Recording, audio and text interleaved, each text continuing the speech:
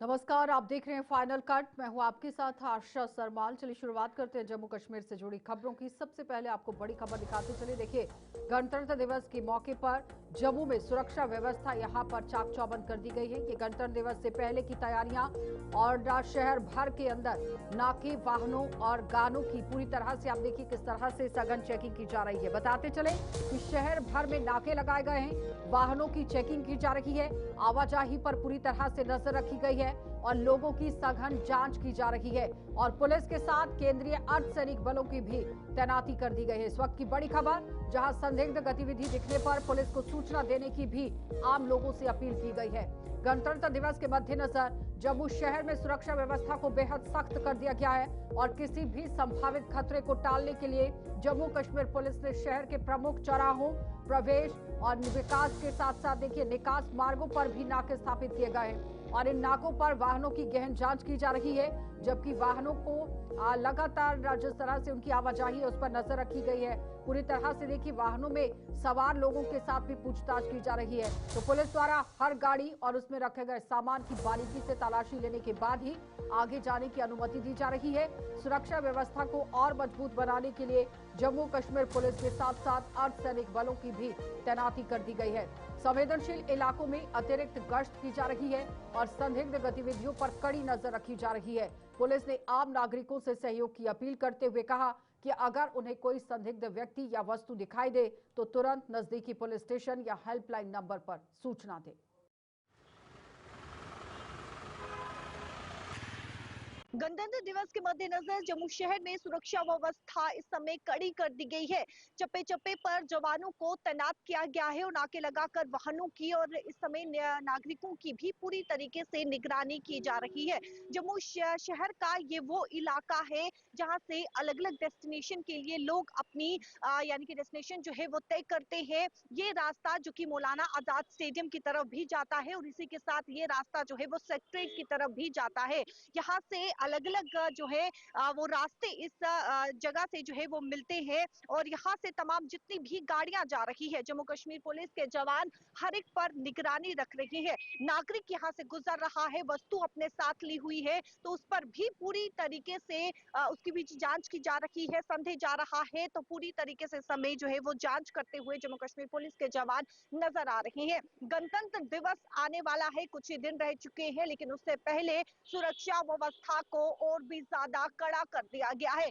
संवेदनशील इलाके वहां पर भी इस समय पैनी निगरानी जम्मू कश्मीर पुलिस के जवान रख रहे हैं। उन वाहनों पर इस समय निगरानी रखी जा रही है जहां जो कि बाहरी राज्य से जम्मू कश्मीर में पहुंचे हैं। उन वाहनों पर पूरी तरीके से इस समय जो है उन्हें रोककर उनकी भी जांच इस समय की जा रही है। जम्मू कश्मीर पुलिस के ये जवान जो कि रात के समय भी नाके लगाकर जो है वो हर एक पर इस समय पैनी निगरानी रख रही है। इतना ही नहीं बल्कि महिला जवान भी इस समय जम्मू कश्मीर पुलिस की महिला जवान भी इस समय तैनात है और हर एक पर आने जाने वाले पर जो है वो पूरी तरीके से समय निगरानी रखी जा रही है। पाकिस्तान के द्वारा प्रयास किया जाता है कि बड़े त्योहार हो या फिर किसी प्रकार का कोई भी जो है फेस्टिवल है तो उन्हें खराब करने का जो है वो जिस प्रकार से अशांति फैलाने का जो है वो पाकिस्तान प्रयास करता है, लेकिन उन्हीं प्रयासों को विफल करने के लिए जम्मू कश्मीर पुलिस के जवान इस समय तैनात है और हर पर और आने जाने वाले पर इस समय पैनी निगरानी की जा रही है। कैमरा पर्सन संजय के साथ शिल्पा शर्मा, जम्मू। एक और बड़ी खबर, गणतंत्र दिवस से पहले सीमावर्ती सांबा जिले में भी हाई अलर्ट घोषित कर दिया गया है। बाड़ी ब्राह्मणा के ड्रग्स हॉटस्पॉट इलाकों में एसओजी की कड़ी निगरानी कर दी गई है। आपराधिक तत्वों की धरपकड़ शुरू कर दी गई है और लोगों से भी कड़ी पूछताछ की जा रही है। रेलवे ट्रैक पर अब गश्त को बढ़ा दिया गया। सीमा पार साजिशों पर भी नजर रखी जा रही है। इस वक्त की बड़ी खबर, जहां गणतंत्र दिवस के मद्देनजर जम्मू के साथ साथ संभाग के अन्य जिलों में भी सुरक्षा व्यवस्था कड़ी कर दी गई। सांबा जिले के बाड़ी ब्राह्मणा क्षेत्र में जम्मू कश्मीर पुलिस के स्पेशल ऑपरेशन ग्रुप ने ड्रग्स के हॉटस्पॉट माने जाने वाले बलोल खंड इलाके समेत किकरी मोड़, सरोर अड्डा और तेली बस्ती में निगरानी तेज कर दी है। इन संवेदनशील इलाकों में आपराधिक छवि वाले लोगों की धरपकड़ शुरू कर दी गई है और स्थानीय निवासियों से सघन पूछताछ की जा रही है ताकि किसी भी संदिग्ध गतिविधि पर समय रहते कार्रवाई की जा सके। सुरक्षा एजेंसियों ने रेलवे ट्रैक पर भी गश्त बढ़ा दी है, जिससे सीमा पार से पाकिस्तान की ओर से किसी भी नापाक मंसूबे को नाकामयाब किया जा सके। तो पुलिस अधिकारियों का कहना है कि सुरक्षा व्यवस्था पूरी तरह से सतर्क है, हर गतिविधि पर कड़ी नजर रखी जा रही है।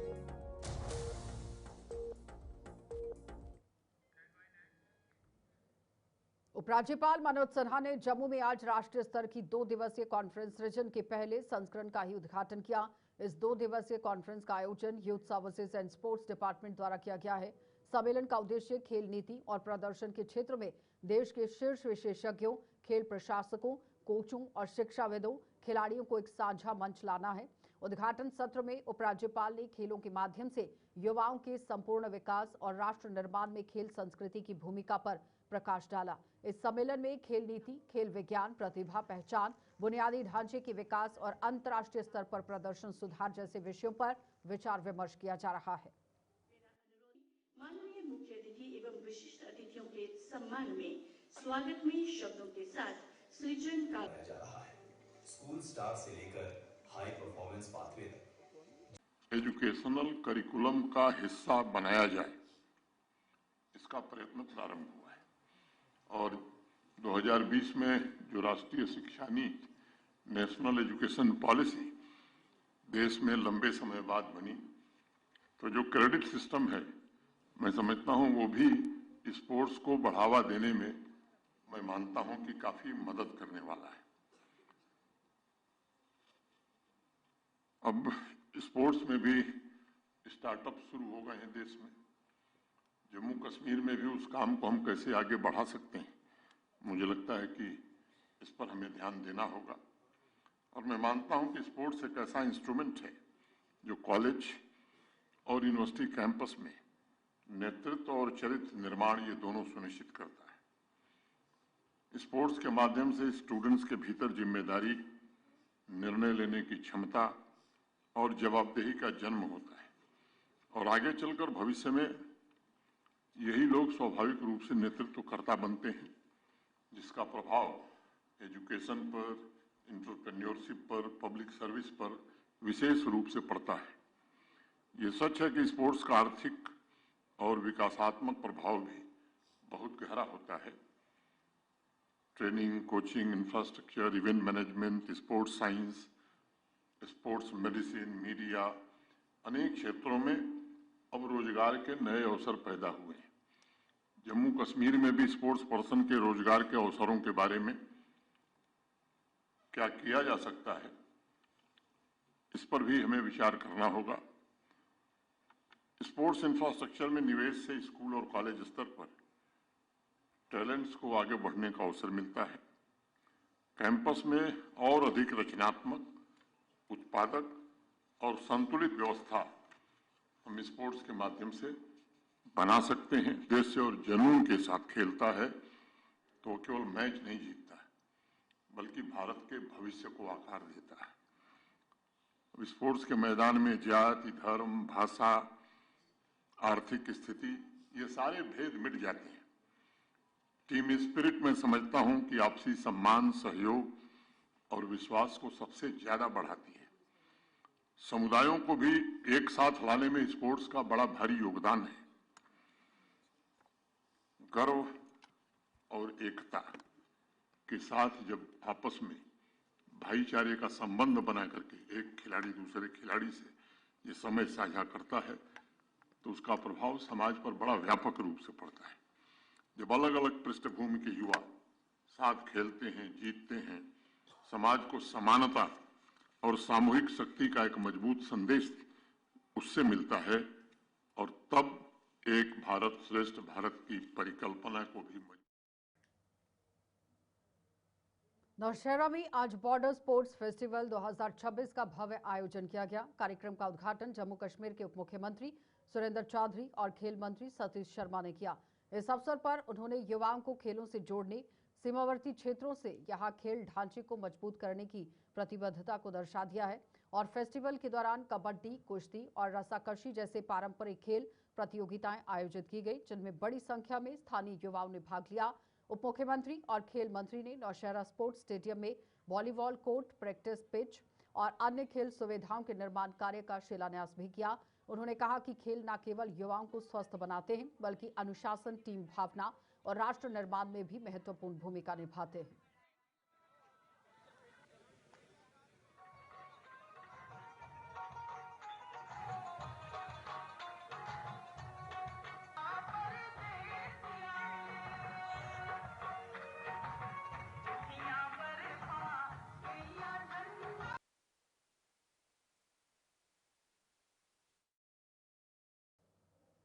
भारतीय जनता पार्टी ने आम आदमी पार्टी पर लोकतंत्र के चौथे स्तंभ माने जाने वाले मीडिया की आवाज दबाने और उस पर हमला करने पर यह गंभीर आरोप लगाया है। भाजपा ने पंजाब से प्रकाशित देश के एक प्रतिष्ठित अखबार के साथ कथित दुर्व्यवहार करने का हवाला देते हुए आम आदमी पार्टी अपनी नाकामियों और गलत नीतियों का पर्दा डालने के लिए किसी भी हद तक जा सकती है, ये बड़ा आरोप लगाया है। और जम्मू में आयोजित प्रेस वार्ता में प्रदेश भाजपा के प्रवक्ता डॉक्टर ताहिर चौधरी ने कहा कि इस झूठ और भ्रम के सहारे राजनीति में आई हुई आम आदमी पार्टी का मीडिया के प्रति रवैया बेहद चिंताजनक है। उन्होंने कहा कि स्वतंत्र पत्रकारिता पर किसी भी तरह का दबाव लोकतंत्र की जड़ों को कमजोर करता है, जिसे किसी भी सूरत में बर्दाश्त नहीं किया जाएगा।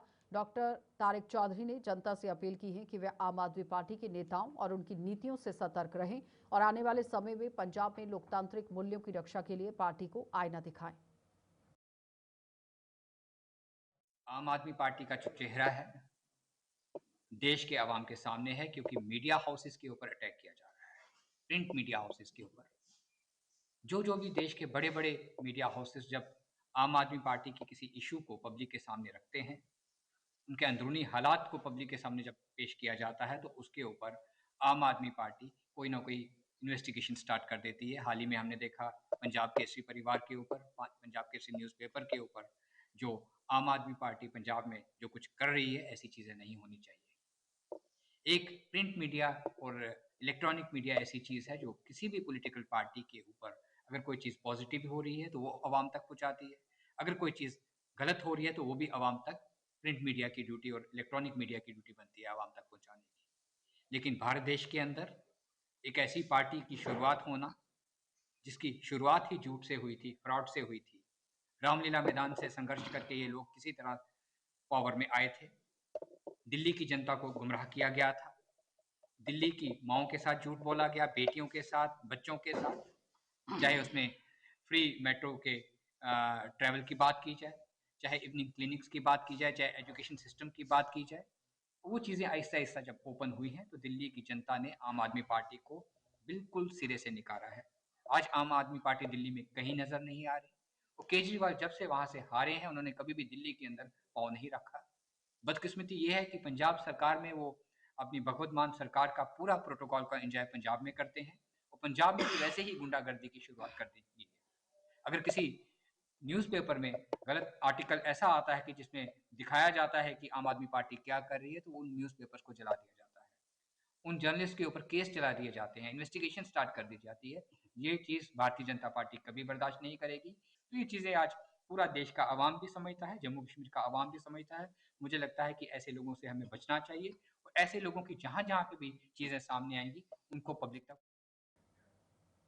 सर्दियों के मौसम में हड्डियों और मांसपेशियों में अकड़न, दर्द की समस्या आम हो जाती है और इस संबंध में जम्मू के वोन एंड जॉइंट अस्पताल के वरिष्ठ डॉक्टर संजीव गुप्ता ने लोगों को जरूरी सावधानियां बरतने की सलाह दी।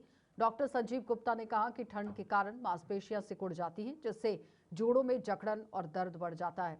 ऐसे में नियमित व्यायाम करना बेहद जरूरी है। उन्होंने बताया कि सुबह की सैर, हल्की स्ट्रेचिंग और योग करने से रक्त संचार बेहतर होता है और मांसपेशियां लचीली बनी रहती हैं। इसके साथ ही शरीर को गर्म रखना भी उतना ही जरूरी है। गर्म कपड़े पहनना, गुनगुने पानी से ही स्नान करना और ठंडी हवा से बचाव करने से दर्द में राहत मिलती है। सर्दियों के मौसम में हमारे पास बड़े सारे मरीज़ इस शिकायत के साथ आते हैं कि मॉर्निंग में स्टिफनेस होती है, मैं सुबह उठते हैं तो शरीर जोड़ आंकड़े होते हैं, और जो यूजुअली जो गर्मियों में ठीक रहते हैं पर सर्दियों में, हर सर्दियों में उनको जोड़ों में दर्दें होती हैं। इसका अमूमन कारण ये होता है कि इतने ठंड की वजह से, कड़ाके की ठंड की वजह से, जो कि अभी आज की डेट में जम्मू कश्मीर के हालात चल रहे हैं, जॉइंट्स बड़े स्टिफ हो जाते हैं, मसल्स भी स्टिफ हो जाते हैं बिकॉज ऑफ द कोल्ड। अगर कोई भी जॉइंट हरकत करता रहेगा, मसल्स आगे पीछे मूव करते रहेंगे तो जॉइंट नॉर्मल रहेगा।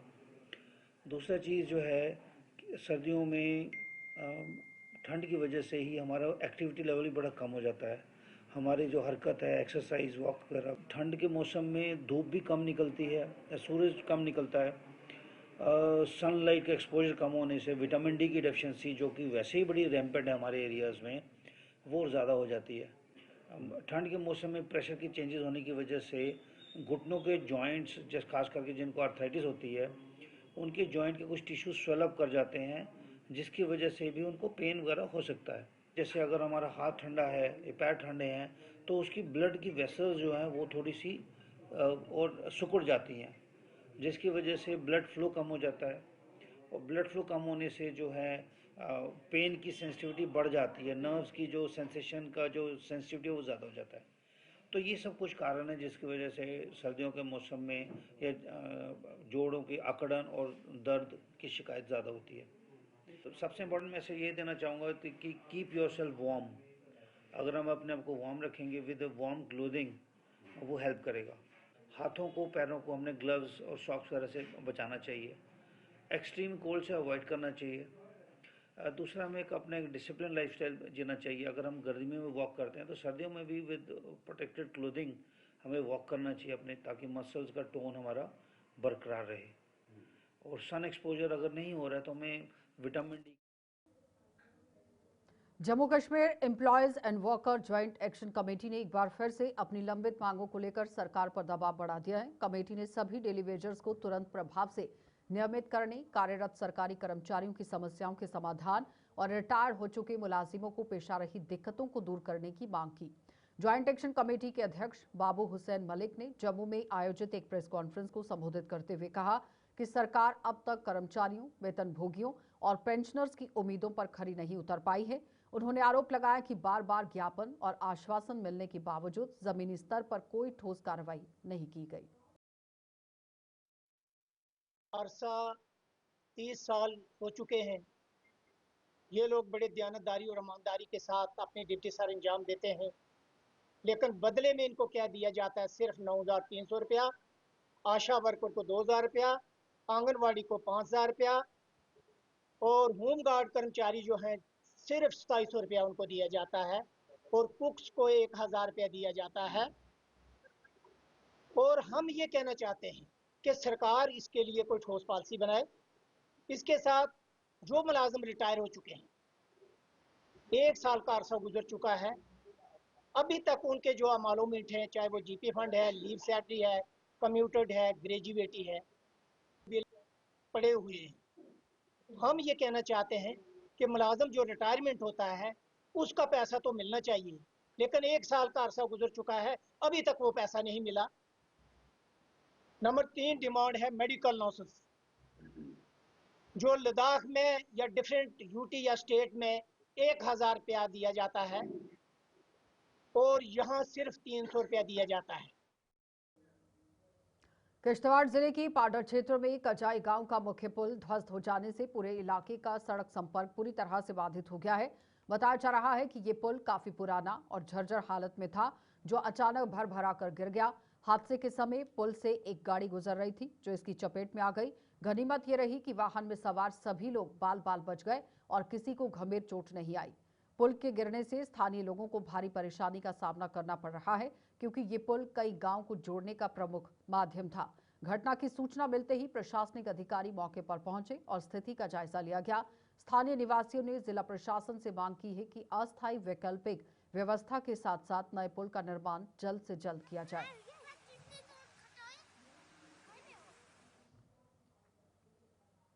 कश्मीरी हिंदुओं की सुरक्षित घाटी वापसी के बिना कश्मीर में हालात सामान्य होने के तमाम दावे बेनामी साबित हो रहे हैं और अब ये कहना है कश्मीरी पंडितों की संस्था यूथ ऑफ पदन कश्मीर का, जिसके द्वारा जम्मू के जगती क्षेत्र में 5 दिवसीय महाअभियान चलाया जा रहा है। इस महाअभियान का उद्देश्य 1990 के दशक की शुरुआत में हुए कश्मीरी पंडितों के पलायन की त्रासदी को उजागर करना और अपनी मातृभूमि में सम्मानजनक सुरक्षित वापसी और न्याय की मांग को मजबूती देना है। अभियान के तहत करीब 100 मीटर लंबी गैलरी लगाई गई है, जिसमें फोटो प्रदर्शनी के माध्यम से ये बताया गया है कि किस तरह कश्मीरी पंडितों को आतंक के साए में घर छोड़ने पर मजबूर किया गया। प्रदर्शनी में उनके उजड़े घर, ध्वस्त मंदिर, धार्मिक स्थल छीने गए, खेत खलियान और वर्षों का दर्द साफ झलकता है। संस्था ने सरकार से स्थायी समाधान और सुरक्षित पुनर्वास की मांग दोहराई है। आज से ही हमें जो 1990 में जो इन 36 सालों में जो भी खोया है, वो हमें आज अपनी जगह निश्चित करना कि लेके ही आना है जो खोया हुआ है। हम भगवान से प्रार्थना करते हैं, हमें इतनी शक्ति, हमारी बरादरी को इतनी शक्ति दो कि जो हमें खोया है वो हमें मिलना पाना है। और अपनी बरादरी को, सारी बरादरी को, चाहे जम्मू में है, चाहे जगती में है, चाहे नगरोटा में है, जहाँ हिंदुस्तान में कहीं की भी है, वो आए इधर इस हवन में शमूलियत करें, नईद करें, प्रसाद करें, कार सेवा करें और जो भी इधर प्रोग्राम होंगे उनमें पूरा सपोर्ट दें। जो हमारी बैटल चली है, जो हमारा विस्थापन इतने 36 सालों का हुआ है, कहीं ना कहीं उसको रोकना है, कहीं ना कहीं हमें घाटी की तरफ वापस जाना है। तो उसके लिए इस पूरे वर्ष इसके कहीं कार्यक्रम हमारे रहते रहे। और आज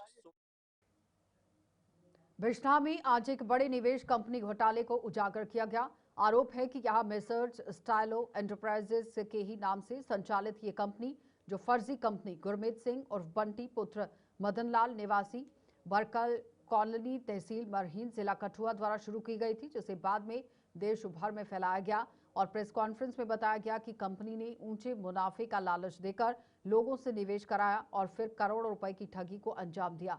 इस घोटाले में बड़ी संख्या में पीड़ित अर्धसैनिक बलों से जुड़े हुए बताए जा रहे हैं। प्रेस वार्ता को संबोधित करते हुए एडवोकेट निपुण शर्मा और एडवोकेट विशाल वीर सिंह ने ही ठगी के तरीके और इसके व्यापक नेटवर्क और पीड़ितों पर पड़े आर्थिक और मानसिक प्रभाव की जानकारी दी। उन्होंने जांच एजेंसियों से समयबद्ध निष्पक्ष जांच कर दोषियों के खिलाफ सख्त कार्रवाई करने की मांग की। मतलब मैं एक खुद विक्टिम हूं कि आज मैं अपने बाप की दवाई के पैसे भी नहीं अफोर्ड कर पा रहा। जी, आप गुरमीत सिंह के पास कैसे पहुंचे? सर, गुरमीत सिंह के पास ऐसे पहुंचे कि जैसे एक स्कीम चलती है, समझ लीजिए कि एक स्कीम चली, कोई मेरे पास आया, मैं किसी के पास बंदे के पास बैठा, मान लो कोई एसएसबी का बंदा था, यार हमारा वो बंदा रिटायर आया, एक उसने रेंज रोवर खरीद ली, ये अपने वो खरीद ली, जी वैगन खरीद ली, इतनी बड़ी फैक्ट्री बना ली। तो मैं आदमी पूछ लेता कि यार उसने कैसा किया, तो बोला कि यार वो एक ना इन्वेस्टमेंट देते हैं हम उनको, तो वो हमें रिटर्न देता है। तो इसी माध्यम से हम उससे जुड़े। गुरमीत सिंह के साथ कोई और भी लोग हैं इसमें? गुरमीत सिंह के साथ इसके रिश्तेदार हैं। गुरमीत सिंह ने हमारे पैसों से धार्मिक कार्य किए। अनिरुद्ध जी महाराज, मैं बता नहीं सकता उनके नाम, कुछ डिस्क्लोज हैं। जोड़िया स्थित 1953 के शहीदों के स्मारक परिसर में आज सांसद जुगल किशोर शर्मा ने लगभग 15 लाख रुपए की लागत से निर्मित लाइब्रेरी भवन का लोकार्पण कर उसे जनता को समर्पित किया। इस अवसर पर आयोजित कार्यक्रम में बड़ी संख्या में गणमान्य नागरिक, भाजपा पदाधिकारी और कार्यकर्ता उपस्थित रहे। सांसद ने कहा कि ये लाइब्रेरी क्षेत्र के युवाओं के लिए शिक्षा और ज्ञान का केंद्र बनेगी। 1953 के शहीदों की स्मृतियों को संजोने के लिए ही यहाँ महत्वपूर्ण भूमिका निभाएगी और स्थानीय लोगों ने भी इसे क्षेत्र के सामाजिक और शैक्षणिक विकास की दिशा में अहम पहल बताया। सिलसिला जोड़ियां चा और जोड़ियां ये जड़ा शहीदी स्मारक जड़ा स्थल है इथे और इथे एक बहुत ही अच्छी लैबोरेटरी बिल्डिंग जड़ी है ये बनाई गई ही, ਇਹਦਾ एक शुभारंभ किया गया है और ਇਹਦੇ वास्ते लाइब्रेरी बिल्डिंग और ਇਹਦੇ कन्ने कन्ने है कि भाई इस लाइब्रेरी च कंप्यूटर होना, कुर्सियां होना, टेबल होना और ये लाइब्रेरी है ਉਹਦੇ कन्ने ऑफलाइन लाइब्रेरी भी है। तो ਉਹਦੇ वास्ते ऐसे लोगों की विश्वास दिलाया कि बहुत जल्द। रियासी जिले में चक्का जैम दूसरे दिन भी जारी रहने से जनजीवन बुरी तरह से प्रभावित रहा। सार्वजनिक परिवहन पूरी तरह से ठप होने के कारण लोगों को पैदल सफर करने पर मजबूर होना पड़ा है। सड़कों पर वाहन नदारद रहे, बाजारों से लेकर मुख्य मार्गों तक सन्नाटा पसरा रहा। चक्का जैम का सबसे ज्यादा असर उन युवाओं पर पड़ा जिन्हें परीक्षाओं में शामिल होना था। वहीं मीडिया से बातचीत में मोटर व्हीकल इंस्पेक्टर तुषार अंथियाल ने कहा कि विभाग ट्रांसपोर्टरों के संपर्क में है और उनकी मांगों पर एक सप्ताह के भीतर विचार किया जाएगा। उन्होंने हड़ताल खत्म करने की अपील करते हुए कहा कि इससे आम लोगों को भारी परेशानी हो रही है। जेन्युइन है, पर एक्चुअली ये जो है ना पोर्टल जो है, जो सेंट्रल मिनिस्ट्री से मोड से ही किया गया है, तो उन्होंने लॉक की गई है फीस। एक्चुअली शिफ्ट किया जा रहा है ATS में, तो तब तक के लिए इनको अभी गवर्नमेंट भी ट्राई कर रही है कि इनको थोड़ा टाइम दिया जाए, तो नेक्स्ट वीक तक इनका जो पोर्टल है खोल दिया जाएगा। हम इन पे कर रहे हैं कोशिश। जो ट्रांसपोर्टर्स ने आज जो स्ट्राइक रखी है उनको हम यही आश्वासन दे रहे हैं कि जो भी डिसीजन लिया जाएगा इनके बेनिफिट के लिए लिया जाएगा। तो नेक्स्ट वीक तक इनसे हमने टाइम मांगा है कि नेक्स्ट वीक तक ये अपनी स्ट्राइक कॉल ऑफ करें, तो उस नेक्स्ट वीक का हमें टाइम दे दें। ये हमारी ज़िंदगी के साथ खिलवाड़ हो रहा है सर। ये तो हमारे नौकरी का मसला है सर। हमने सर हम काफ़ी। चलिए फाइनल कट में इतना ही, इजाजत दीजिए, नमस्कार।